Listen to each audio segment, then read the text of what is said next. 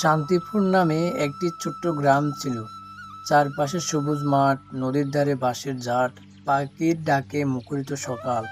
কিন্তু এই গ্রামের মাঝখানে ছিল একটা ঘর, যেটাকে সবাই এড়িয়ে চলতো। ঘরটিতে বাস করত অপয়া। অপয়া একসময় এই গ্রামেরই একজন আদর্শ মেয়ে ছিল। সে ভালোবেসে বিয়ে করছিল একজন মৎস্যজীবীকে।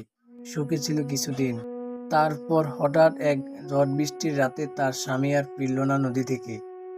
এরপর জন্ম হয়েছিল এক পুত্র সন্তানের। কিন্তু দুর্ভাগ্য তার পিছুই ছাড়ল না। কয়েক মাসের মধ্যেই শিশুটি জ্বরে পড়ে মারা গেল। গ্রামের লোকেরা বলতে লাগলো, এই মেয়ের ছোঁয়া অপয়া, যার সঙ্গেই থাকে তারই ক্ষতি হয়। দেখেছ, স্বামী মরেছে, বাচ্চাও বাঁচল না। তাদের এই কথাগুলো ছিল ছুরি দিয়ে কাটার সমান। অপয়া দিন দিন নিঃস্ব হয়ে উঠল। নদীর পাশে সে একলা ঘর করে জাল ফেলে মাছ ধরে, তারপর বাজারে বিক্রি করে কোনো মতে খায়।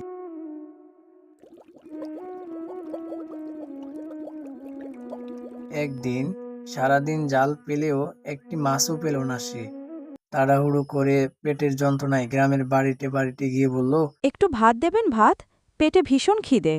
কিন্তু একের পর এক দরজা বন্ধ হয়ে গেল তার মুখের সামনে। সে ফিরে এলো খালি হাতে, খালি পেটে।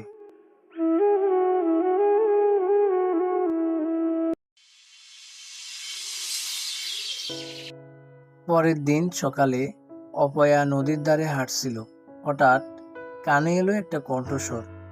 একটা ছোট মেয়ে কাঁদছে, কাদামাখা পায়ে হাঁটছে সে। অপয়া থেমে জিজ্ঞেস করলো, এই খুকি, তুমি কে? কি হয়েছে তোমার? আমার নাম রিমু। আমি পথ হারিয়ে ফেলেছি। মা মরে গেছে, বাবাকে খুঁজে পাচ্ছি না। অপয়ার বুক কেঁপে উঠল। এক সময় তার নিজের সন্তানকেও সে এভাবে হারিয়েছিল। সে মেয়েটিকে তার ছোট্ট ঘরে নিয়ে এলো, খেতে দিল, গল্প বলল, মাথায় হাত বুলিয়ে দিল, যেমনটা একজন মা করে। কিছুদিন পর একজন মানুষ দৌড়ে এলো অপয়ার কাছে। সায়েম তার নাম, রিমুর বাবা।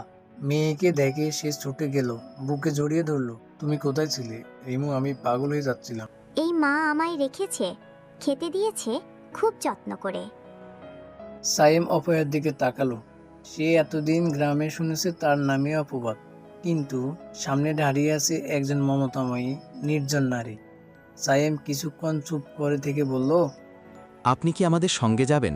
আমার মেয়ে আপনাকে মা ডাকে।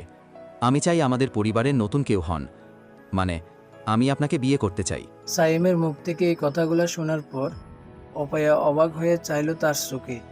কেউ প্রথমবারের মতো তাকে অপয়া নয়, মানুষ হিসেবে দেখলো।